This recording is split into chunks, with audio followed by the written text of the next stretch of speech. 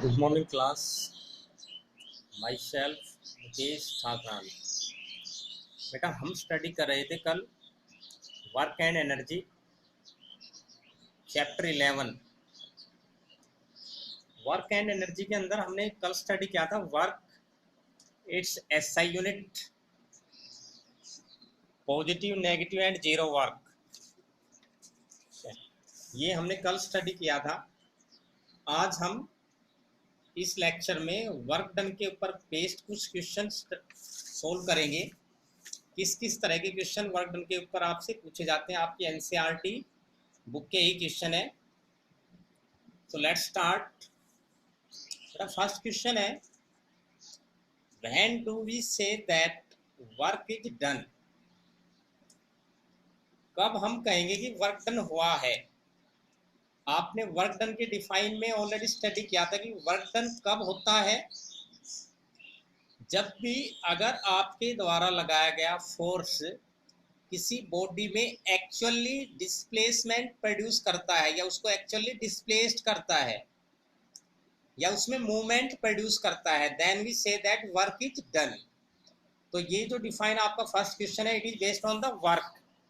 You can write the define as work is said to be done when the force displaced the body actually. ये आपका first question था। Now second question is, second है आपका, write the expression for the work done when the force is acting in the direction of its displacement। आपने work done का expression लिखना है। कैसे एक्सप्रेस करेंगे, कैसे फाइंड आउट करेंगे, किस केस में, when the force is acting in the direction of displacement।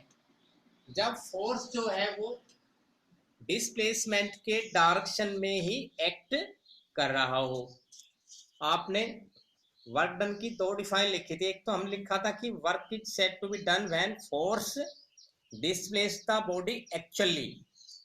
जो वर्क का एक्सप्रेशन है वो हम वर्क डन को एक्सप्रेस करने के लिए दो चीजें रिक्वायर्ड थी हमारे पास, फोर्स और डिस्प्लेसमेंट।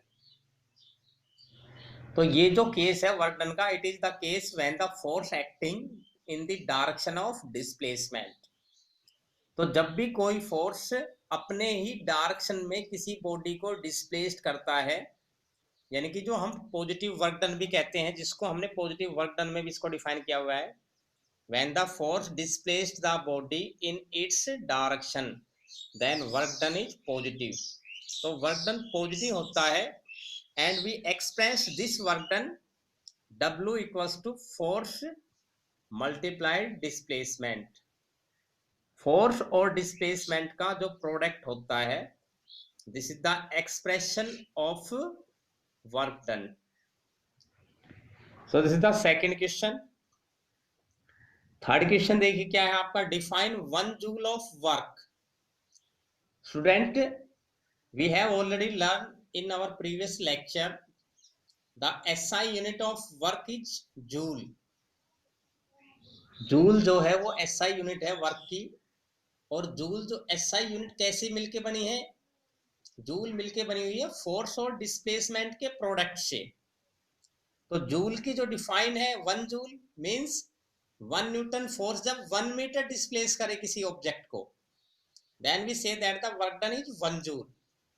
जब भी कोई 1 न्यूटन के बराबर फोर्स किसी बॉडी को अगर 1 मीटर डिस्प्लेस करेगा तो उसका जो वर्क डन है वो कितना होगा, 1 जूल के बराबर होगा। You can define 1 joule as work is said to be 1 joule when a force of 1 Newton displaced the body through 1 meter in its direction।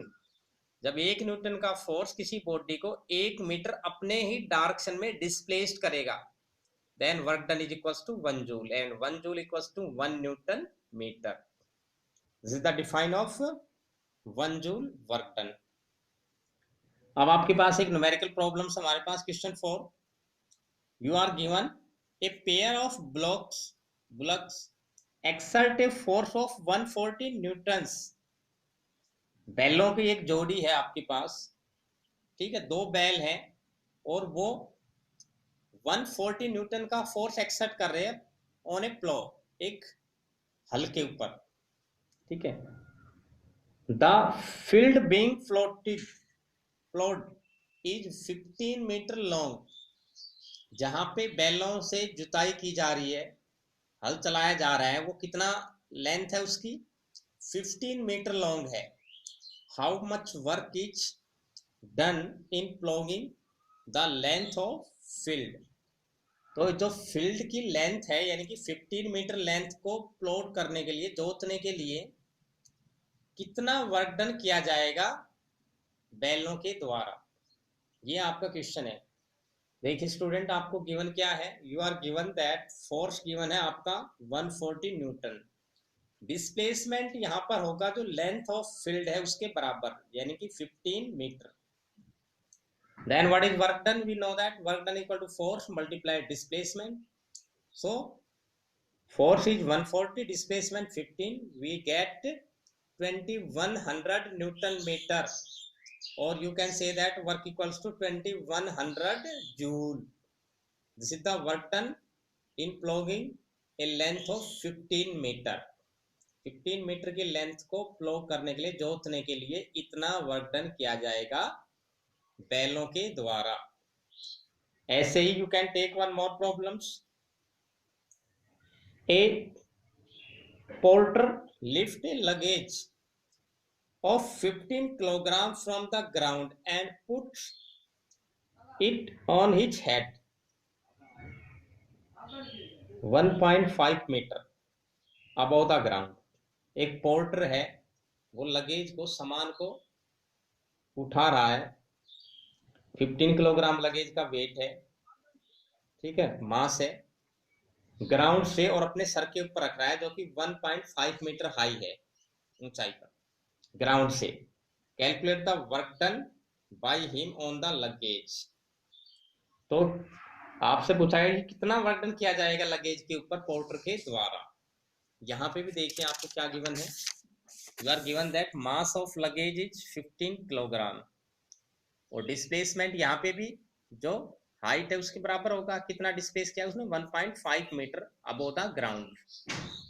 So we write work done equals to force into displacement and mg। यहाँ पर एक चीज आपने ध्यान देनी है बेटा, जो फोर्स है वो किसके बराबर होगा, वेट के बराबर होगा, क्योंकि जो लगेज का वेट है वो क्या होगा, मास इनटू में ग्रेविटी। आप ग्रेविटी के बारे में पढ़ चुके हैं पहले, acceleration due to gravity g होती है 9.8 या 10, तो यहाँ पे फोर्स इक्वल्स टू वेट, और वेट की वैल्यू क्या है,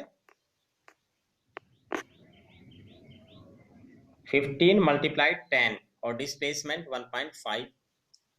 then work done equal to 15 multiplied 10, और 1.5 को मैं कैसे लिख सकता हूँ, 15/10, इसका डेसिमल रिमूव कर दिया हमने, 10 से डिवाइड करके, तो 10 से 10 कैंसिल, यू गेट 225 जूल। तो इतना वर्क डन किया जाएगा पोर्टर के द्वारा किसी लगेज को